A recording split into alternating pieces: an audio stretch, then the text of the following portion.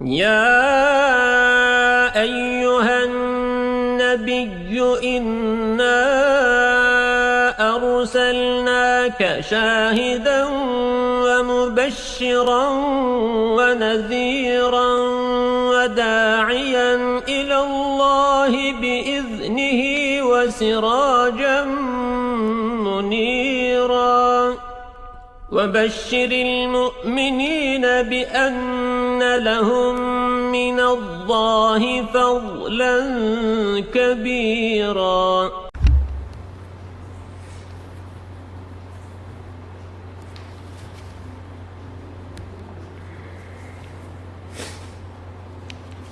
Bismillahirrahmanirrahim. Assalamualaikum warahmatullahi wabarakatuh. Innal hamdalillah nahmaduhu wa nasta'inuhu wa nastaghfiruh wa na'udzu billahi min shururi anfusina wa min sayyiati a'malina may yahdihillahu fala mudilla lahu wa may yudlil fala hadiya lahu.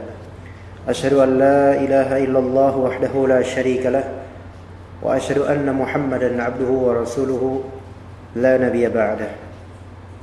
Allahumma anta rabbi la ilaha illa anta khalaqtani wa ana 'abduka wa ana ala ahdika wa wa'dika mastata'tu a'udzu bika min syarri ma sana'tu abu'u laka bi ni'matika 'alayya wa abu'u bi dhanbi faghfir li fa innahu la yaghfiru dhunuba illa anta. Bismillahirrahmanirrahim.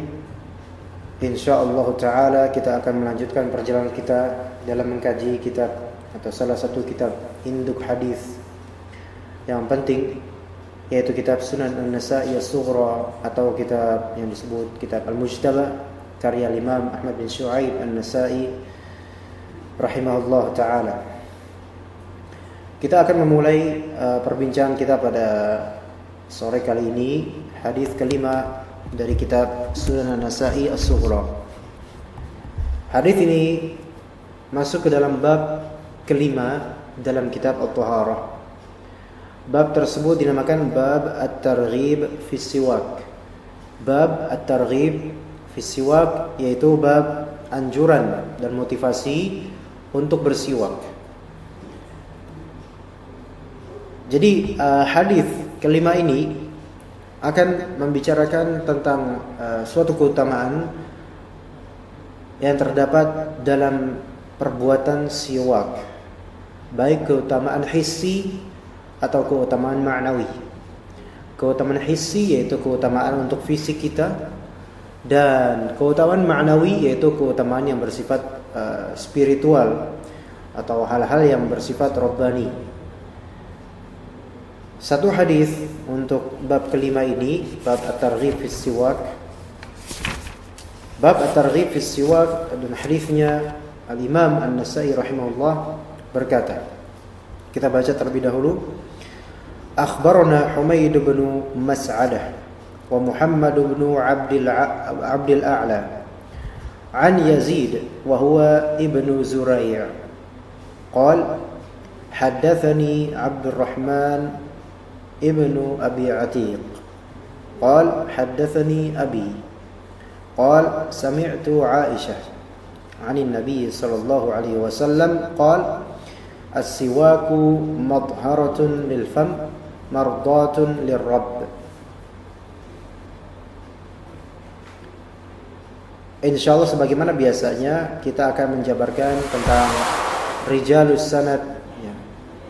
Rijal yaitu para perawi di hadis ini, dan ya satu persatu, dan kemudian baru kita akan membahas tentang matan dan apa yang bisa kita pahami dari matan tersebut, dari ilmu yang tersimpan di dalamnya. Berkata Imam An-Nasa'i, akhbaruna Humaid bin Mas'adah wa Muhammad bin Abdul A'la. Al-Imam An-Nasa'i meriwayatkan hadis ini dari dua orang, yaitu Humaid bin Mas'adah dan Muhammad bin Abdul A'la. Pertama kita akan membahas tentang Humaid bin Mas'adah terlebih dahulu. Humaid bin Mas'adah bin Al-Mubarak As-Sami atau Al-Bahili Al-Basri, seorang dari Basrah. wafat pada tahun 244 Hijriah. 244 Hijriah. Berarti sekitar wafatnya 3 tahun setelah wafatnya Imam Ahmad rahimahullah. Dia adalah Humaid bin Mas'adah Al-Basri As-Sami Al-Bahili. Beliau meriwayatkan hadis-hadis dari Hammad bin Zaid, juga dari Abdul Warith. Dan untuk hadis ini dari Yazid bin Zurai'. Dan Imam An-Nasa'i mengatakan bahwasanya Humaid bin Mas'adah ini adalah seorang yang thiqah. Dan Imam Ibnu Hibban juga mengkategorikan beliau di dalam kitabnya Ats-Tsiqat, sehingga beliau terkategorikan sebagai seorang imam, seorang ahli hadis yang thiqah. Begitu pula Imam Muslim rahimahullah meriwayatkan hadis dari Humaid bin Mas'adah ini.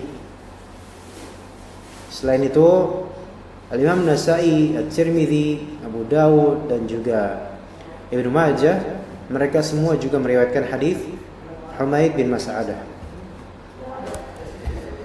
Tadi kita telah membicarakan tentang Humaid bin Mas'adah yang wafat pada tahun 244 Hijriah. Bersamaan dengan Humaid bin Mas'adah, Al-Imam An-Nasa'i rahimahullah meriwayatkan hadis ini juga dari Muhammad bin Abdil A'la. Muhammad bin Abdil A'la. Muhammad bin Abdil A'la As-San'ani Al-Basri, juga Basrah. Seorang yang masyhur sebagai thiqah. Wafat pada tahun 245 Hijriah. Jadi wafatnya Muhammad bin Abdil A'la sebagai guru yang Imam Nasa'i dengan wafatnya Humaid bin Mas'adah beda 1 tahun. Adapun Muhammad bin Abdil A'la meriwayatkan hadis dari Yazid bin Zurai' ini dan juga Utsam bin Ali, kemudian Abu Zur'ah dan juga Abu Hatim Ar-Razi'in. Keduanya mensiqahkan Muhammad bin Abdil A'la. Al-Imam Muslim rahimahullah juga meriwayatkan hadis dari Muhammad bin Abdil A'la. Dan juga para ulama induk hadis, kitab-kitab induk hadis selain Imam Muslim, Abu Dawud, At-Tirmidzi, An-Nasa'i, Ibnu Majah juga meriwayatkan hadis dari Muhammad bin Abdil A'la selain Imam Al-Bukhari. Tapi itu adalah 2 gurunya Imam An-Nasa'i, yang pertama Humaid bin Mas'adah dan yang kedua Muhammad bin Abdil A'la. Kini yang ketiga atau Humaid bin Mas'adah dan Muhammad bin Abdil A'la meriwayatkan hadis dari Yazid, dan di sini aslinya dalam periwayatan Humaid dan Mas'adah, Humaid dan Muhammad, mereka mengatakan an Yazid, dari Yazid begitu saja. Yang kemudian Al-Imam An-Nasa'i menambahkan kalimat wa huwa ibnu Zurai'. Wa huwa ibnu Zurai'. Jadi Yazid bin Zurai'. Permasalahan tentang penambahan wa huwa fulan ibnu fulan itu sudah kita kupas pada pertemuan sebelumnya, alhamdulillah, untuk membahas hadis keempat, sehingga tidak perlu kita ulangi sekali lagi. Humaid bin Mas'adah dan Muhammad bin Abdil A'la meriwayatkan hadis ini dari Yazid bin Zurai'. Siapakah Yazid bin Zurai' ini? Yazid bin Zurai' juga dari Basrah, Al-Basri, Abu Muawiyah, seorang yang thiqah dan seorang tabi'ul tabi'in. Wafat pada tahun 182 Hijriah. Berarti 3 tahun setelah wafatnya Imam Malik bin Anas rahimahullah. Beliau seorang hafidh dan salah satu pemilik nama besar dalam bidang ilmu hadis. Beliau berguru dan meriwayatkan hadis-hadis dari Ayyub As-Sakhtiyani, juga dari Sulaiman At-Taimi, dan dari banyak para ulama hadis. Adapun di antara murid-murid beliau, di antaranya adalah Ali bin Al-Madini. Selain itu juga beliau memberikan hadis kepada salah satu guru besar Imam An-Nasa'i, yaitu Qutaibah bin Sa'id, yang telah kita bahas perihalnya pada kajian pertama untuk hadis pertama. Qutaibah bin Sa'id Al-Baghlani. Imam Yahya bin Ma'in mengatakan bahwasanya Yazid bin Zurai' ini adalah seorang thiqah ma'mun, thiqah dan terpercaya. Begitu juga Imam Abu Hatim Ar-Razi mengatakan bahwasanya Yazid bin Zurai' imamun thiqah, seorang imam ahli hadis yang thiqah.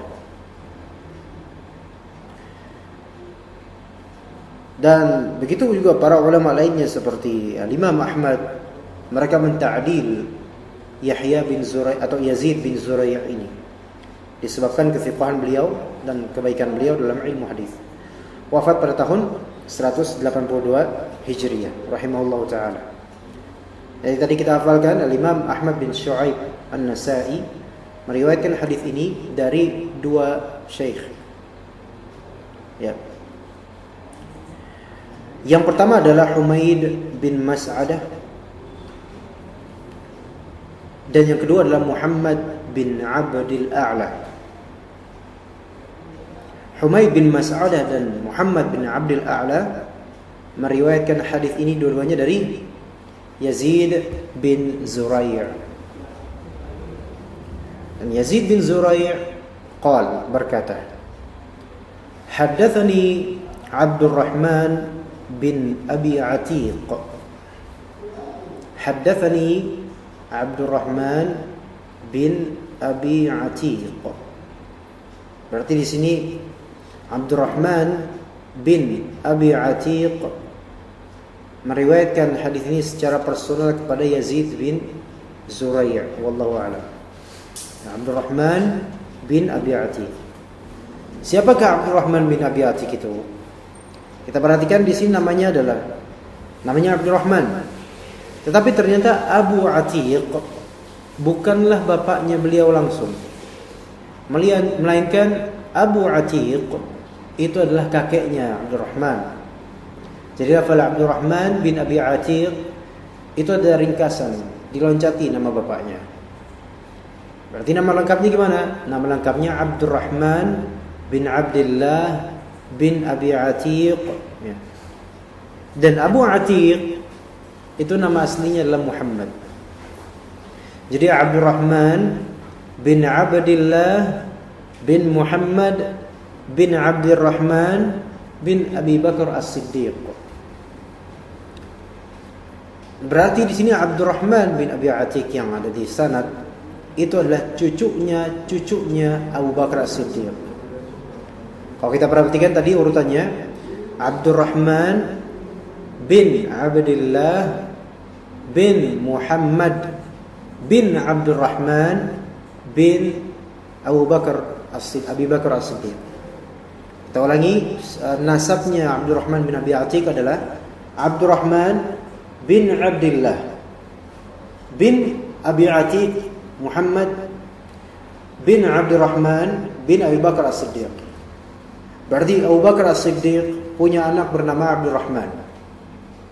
Abdurrahman bin Abu Bakar As-Siddiq punya anak bernama Muhammad dan dijuluki atau dikunyah Abu Atiq. Muhammad Abu Atiq ini mempunyai anak bernama Abdullah, dan Abdullah bin Abi Atiq mempunyai anak bernama Abdurrahman. Dan Abdurrahman ini lebih dikenal dengan nama Abdurrahman bin Abi Atiq. Meskipun Abu Atiq itu adalah kakeknya. Jadi seperti itu. Muhammad Abdurrahman bin Abdullah bin Abi Atiq Muhammad bin Abdurrahman bin Abi Bakar As-Siddiq. Dan Abdurrahman bin Abi Atiq ini seorang yang makbul riwayatnya. Berasal dari Madinah. Abdurrahman bin Abi Atiq itu dari Madinah. Beliau meriwayatkan hadis dari bapaknya terutama dan juga dari Atha. Imam Ibn Hibban mengatakan bahwasanya beliau adalah seorang yang thiqah. Oleh karena itu, Imam Al-Bukhari rahimahullah meriwayatkan hadisnya Abdurrahman bin Abi Atiq ini dalam kitab Al-Adab Al-Mufrad. Adapun dalam kitab Sahih Al-Bukhari, Al-Imam Al-Bukhari tidak memakai hadisnya Abdurrahman bin Abi Atiq. Mungkin menurut konsiderasinya Al-Bukhari, Abdurrahman bin Abi Atiq ini memiliki, atau para ulama memiliki beberapa kalam mengenai Abdurrahman bin Abi Atiq. Wallahu a'lam. Adapun Al-Imam An-Nasa'i rahimahullah meriwayatkan hadisnya Abdurrahman bin Abi Atiq itu hanya di hadis kelima ini dalam kitab Al-Mujtabah atau As-Sunan As-Sughra. Adapun dari keseluruhan kitab As-Sunan As-Sughra tidak ada lagi hadis Abdurrahman bin Atiq kecuali bin Abi Atiq kecuali ini. Baik. Jadi itu kita perhatikan nasabnya adalah Abdurrahman bin Abdillah ya, bin Abi Atiq bin Abdurrahman bin Abi Bakar. Jadi seperti itu nasabnya. Baik. Kemudian kita lanjutkan. Kalau tadi telah membahas Abdurrahman bin Abi Atiq, kita tahu Abdurrahman bin Abi Atiq berkata, dia berkata, haddatsani abi, telah menceritakan kepadaku secara personal. Siapa? Bapakku. Siapakah bapaknya Abdurrahman bin Abi Atiq ini? Apakah bapaknya Abdurrahman bin Abi Atiq adalah Abu Atiq? Bukan. Bapaknya Abdurrahman sebagaimana yang tadi kita kabarkan, Abdurrahman bin Abdullah bin Abi Atiq. Maka abuhu di sini bapaknya abi, ya, bapakku adalah Abdullah bin Muhammad bin Abdurrahman bin Abi Bakar As-Siddiq, anaknya cucunya Nabi. Abu Atiq, astagfirullah, anaknya cucunya Abu Bakar. Berarti Abu Atiq Muhammad itu adalah cucunya Abu Bakar. Seperti itu. Radhiyallahu anhu. Abdullah, yaitu bapaknya Abdurrahman, itu juga Madani, dari Madinah.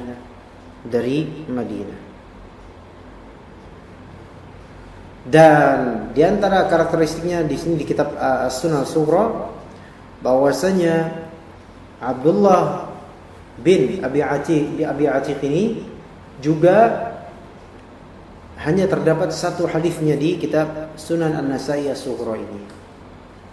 Baik. Banyak para ulama yang meriwayatkan hadisnya Abdullah bin Abi Atiq. Ya, di antaranya Imam Al-Bukhari, Imam Muslim, Imam Nasa'i dan Imam Abu Dawud. Adapun Imam At-Tirmidzi dan Ibnu Majah tidak meriwayatkan hadisnya Abdullah bin Abi Atiq. Wallahu a'lam. Nah, Abdullah bin Abi Atiq berkata, Sami'tu Aisyah radhiyallahu anha. Saya pernah mendengar Aisyah radhiyallahu anha.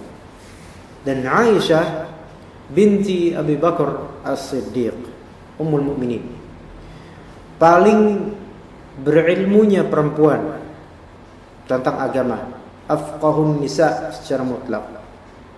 Dan dikatakan oleh para ulama terjadi perselisihan antara ulama siapakah yang lebih afdal, apakah Aisyah atau Khadijah. Sebagian ulama mengatakan Aisyah lebih afdal, sebagian ulama mengatakan Khadijah lebih afdal. Wallahu a'lam. Ini adalah masalah khilafiyah yang sangat masyhur di kalangan ulama.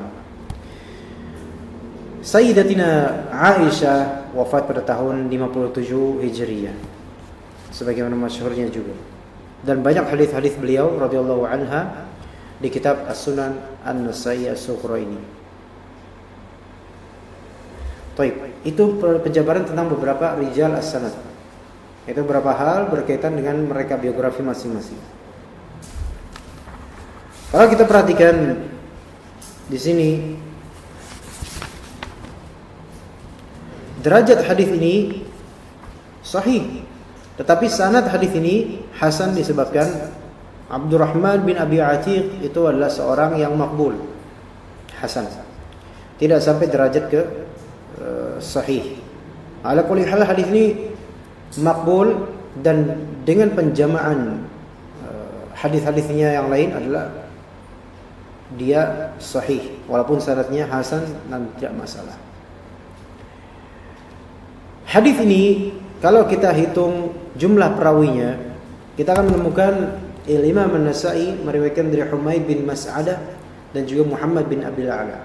Keduanya meriwayatkan dari satu orang alim mereka, guru mereka, yaitu Yazid bin Zurai'. Yazid bin Zurai' meriwayatkan dari Abdurrahman bin Abi Atiq. Abdurrahman bin Abi Atiq meriwayatkan dari bapaknya, yaitu Abdullah bin Abi Atiq. Abdullah bin Abi Atiq meriwayatkan mendengar dari Sayyidatina Aisyah radhiyallahu anha. Jadi itu perhatikan, kalau kita perhatikan, Imam An-Nasa'i meriwayatkan hadis ini dari dua syekh. Dari dua syekh.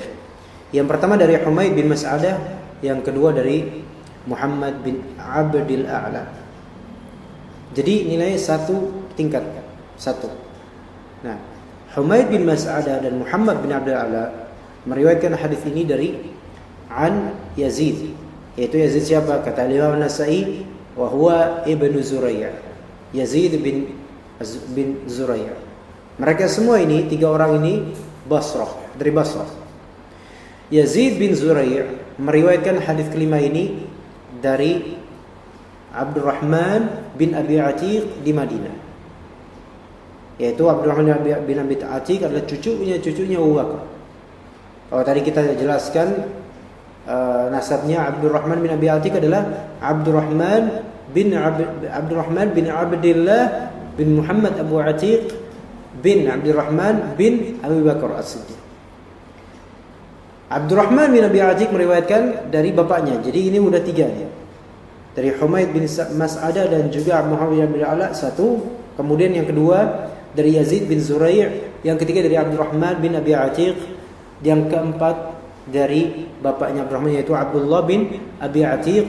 Dan kemudian yang kelima dari Aisyah binti Abi Bakar radhiyallahu anhuma. Kemudian baru mendengar dari Rasulullah sallallahu alaihi wasallam. Sehingga sanad ini kita katakan adalah di antara khumasiyahnya Al-Imam An-Nasa'i rahimahullah dalam kitab Sunan As-Sughra. Gimana tadi khumasiyahnya? Al-Imam An-Nasa'i, jadi perantara antara Imam An-Nasa'i dengan Nabi kita Muhammad sallallahu alaihi wasallam untuk sanad hadis kelima ini 1-5. Ya, afwan di sini dari Imam An-Nasa'i dan juga Nabi sallallahu alaihi wasallam, perantaranya ada berapa? Kita hitung. Imam An-Nasa'i meriwayatkan dari dua, yaitu dari Muhammad bin Abil A'la dan juga yang satunya dari bin Mas'adah. Dua ini meriwayatkan dari satu syekh, dan dua ini dihitung satu.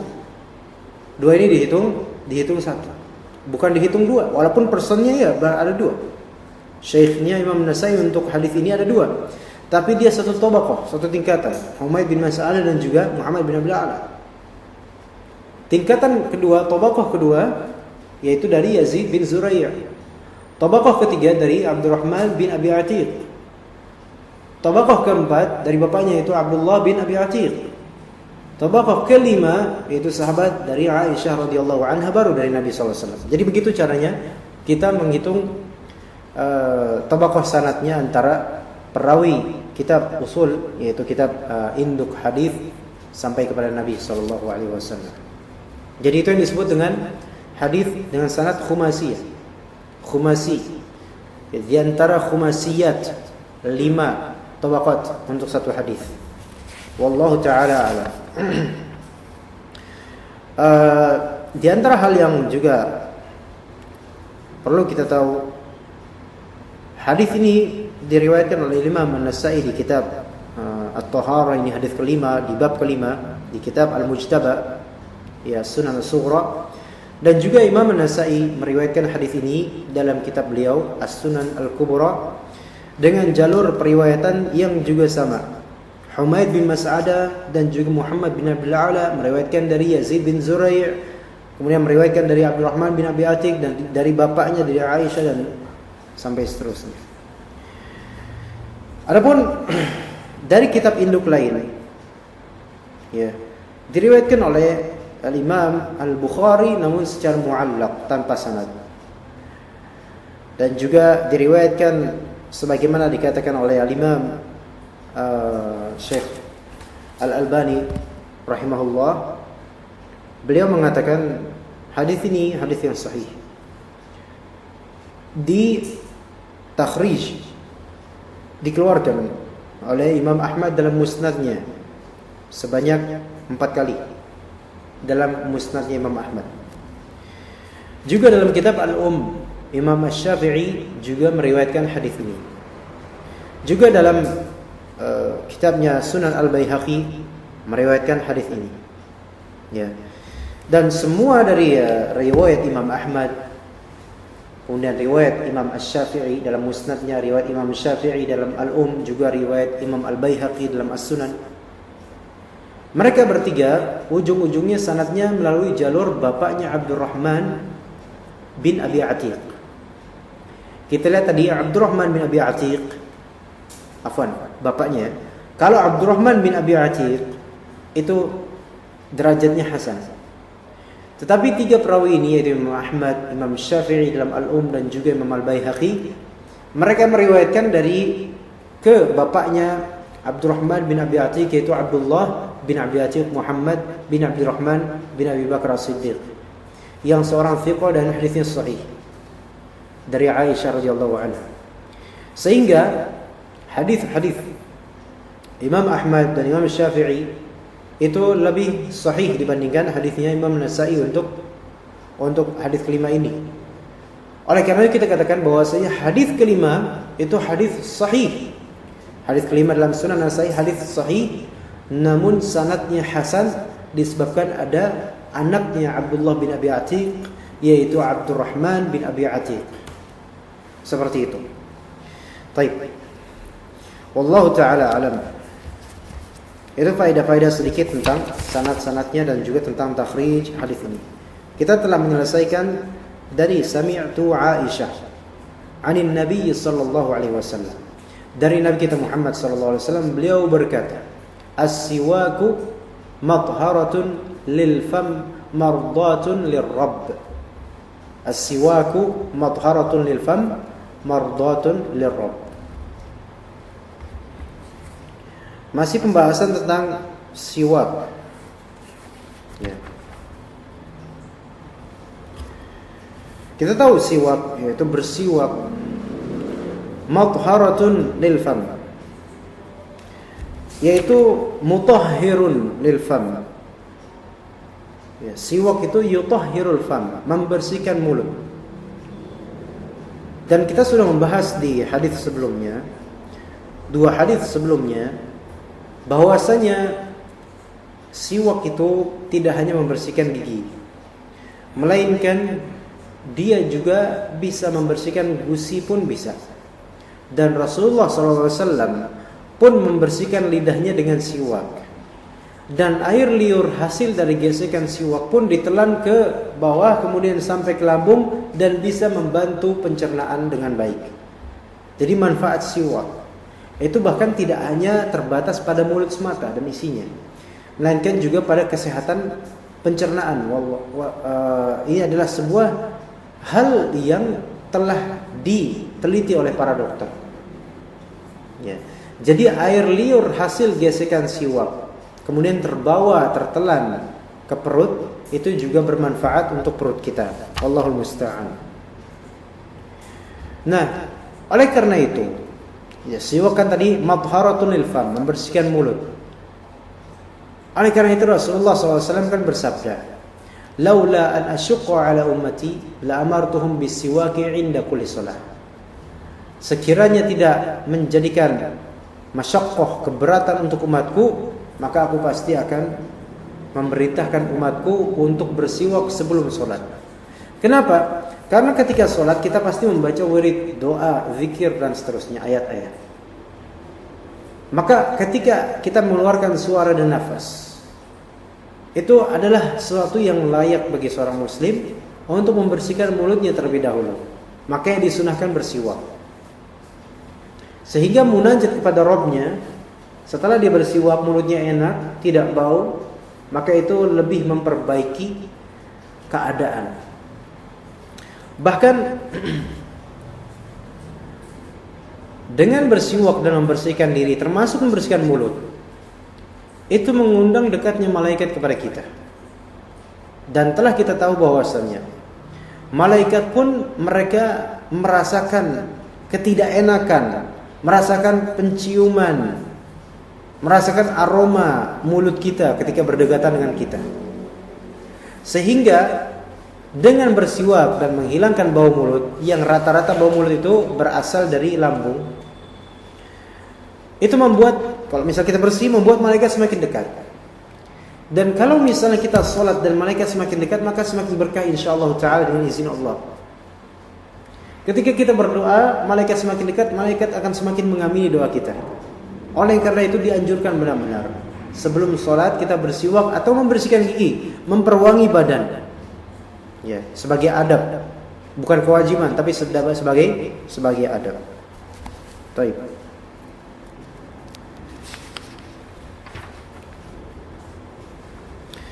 Kalau tadi matharatun lil fam, yaitu yang akan membersihkan mulut, bahkan juga memperbagus pencernaan. Kemudian apakah itu faedah ma'nawiyah? Tidak, itu faedah hissiyah untuk badan kita, untuk kesehatan jasmani kita. Dan ada kemudian faedah yang baik dari siwak yang bersifat ma'nawiyah. Secara ma'nawi, siwak itu mengundang ridha Rabb, mardatun lirrabb. Mardat itu maknanya adalah murdi, yaitu yang membuat ridha Rabb kita.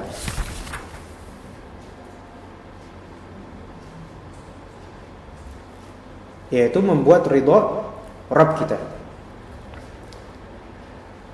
Ketika kita membersihkan diri, itu sama dengan kita melaksanakan tuntutan syar'i dan Allah Subhanahu wa taala. Kita tahu Allah, innallaha thayyibun la yaqbalu illa thayyiban. Sesungguhnya Allah taala thayyib, maha baik, dan Allah taala jamil, yuhibbul jamal. Allah taala maha indah dan menyukai keindahan. Dan ketika kita membersihkan diri termasuk mulut, itu memperindah diri juga. Bertahalli, berhias dengan memperindah diri dengan cara memperbaiki aroma mulut dengan bersiwak. Maka membuat Allah taala ridha akan kita. Ada kalimat di sini mardatun lirrabb. Lafal ar-rabb. Ada sedikit pembahasan yang dituturkan oleh Imam An-Nawawi dalam kitab Al-Adhkar karya beliau rahimahullah taala. Al-ulama ketika menyebutkan lafal rabb dengan adanya alif lam menjadi ar-rabb, ar-rabb itu pasti yang dimaksudkan adalah Allah Subhanahu wa taala. Jadi para ulama berkata begitu. Ya. Jadi mardatun lirrabb, untuk ar-rabb yaitu untuk Allah Subhanahu wa taala. Fa amma, adapun kalau misalnya dengan idhafah, yaitu dengan penisbatan, yaitu misalnya Rabb disandingkan dengan suatu hal, misal Rabbul mal, Rabbud dar, ya, Rabbul kitab, maka ini tidak mesti diperuntukkan untuk Allah saja. Karena Rabb di sini maknanya adalah sahib, yaitu pemilik. Ketika disebut Rabbul mal, misalnya kita melihat di jalan ada uang sepok, kemudian kita pungut dan kita tanyakan, man rabbu hadzal mal? Ini bukan kita maksudnya Allah, bukan. Tetapi maksudnya adalah siapakah pemilik harta ini? Rabbu hadzal mal. Ya.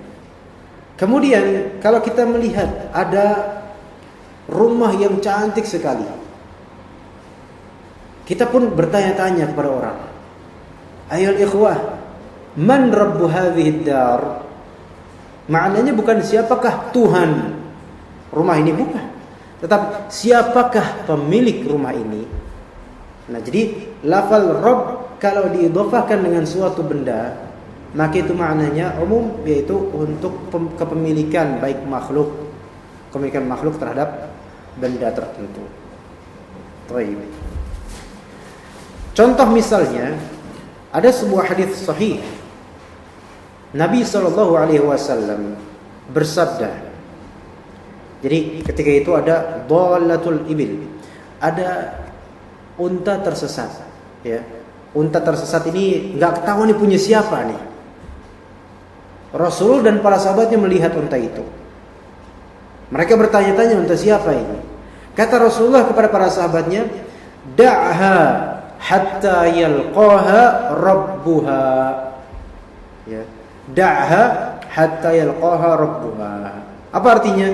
Da'ha, tinggalkan unta itu, jangan kalian ganggu, jangan kalian ambil. Enggak boleh. Karena ini barang mahal unta itu. Bukan barang remeh seperti 5 ribuan di jalan, bukan. Da'aha hatta yalqaha rabbuha. Tinggalkan unta itu. Biarkan unta itu. Hatta sampai yalqaha rabbuha, sampai Rabbnya unta itu menemui dia. Maksudnya apa Rabb unta? Rabbnya unta di sini maksudnya adalah sahibul ibil, yaitu pemilik unta tersebut. Sampai pemilik unta tersebut ya menemukan untanya, jangan diapa-apain untanya. Tapi berarti di sini kalau Rabb kemudian ditambahkan dengan mudhaf ilaihi, maka Rabb di sini bermakna pemilik, meskipun yang pemilik itu adalah manusia dan yang dimaksud di sini bukan Allah Subhanahu wa taala. Wallahu taala a'lam. Jadi mardatun lirrabb artinya adalah yang bisa membuat atau mengundang ridha Allah Subhanahu wa taala. Padahal itu dari siapa? Hanya bersiwak. Pertanyaannya, bagaimana kalau misalnya kita nggak punya siwak, tapi sikat gigi dengan odolnya atau pasta giginya? Itu juga masuk ke dalam kategori mathharatul lil fam, membersihkan mulut. Alhamdulillah, menyegarkannya juga. Dan mardatun lirrabb, dan membuat Allah taala ridha terhadap kita. Terutama kita lakukan sebelum sholat, terutama sebelum sholat berjamaah. Maka hal-hal ini remeh, tapi ternyata kita kan selama ini selalu berusaha mencari ridha Allah. Maka coba ketika kita gosok gigi, baik dengan sikat gigi biasa ataupun dengan siwak, niatkan semoga Allah meridhai apa yang kita perbuat walaupun remeh seperti itu. Terutama dengan siwak, karena itu merupakan sunnah Nabi SAW dan sunnah para salaf radhiyallahu anhum jami'an. Maka itulah pembahasan kita untuk hadis Sunan An-Nasa'i yang kelima ini. Insyaallah pada hari Senin kita akan melanjutkan hadis ke-6. Ya, jadi setiap pertemuan alhamdulillah kita hanya membahas satu hadis dengan penjabaran sanad dan juga matannya. Semoga Allah Subhanahu wa taala meridhai upaya kita dalam memasyhurkan kitab-kitab induk hadis kepada kaum muslimin dan memasyhurkan ilmu hadis beserta sunnah-sunnah Rasul kepada kaum muslimin. Semoga Allah Subhanahu wa taala memberkati usaha kita dan juga pendengaran antum dan juga upaya mencari ilmu kita semua. Wallahul musta'an wa huwa a'la wa a'lam. Kita tutup dengan doa kafaratul majlis. Sebelumnya insyaallah pada pukul atau sekitar 15 atau 10 menit lagi kita akan melanjutkan dengan kajian Syarah al-Usul min ilmi al-usul dalam bidang usul al-fiqh selama 2 sesi sampai maghrib insyaallah taala. Subhanakallahumma bihamdika asyhadu an la ilaha illa anta astaghfiruka wa atubu ilaik. Wassalamualaikum warahmatullahi wabarakatuh.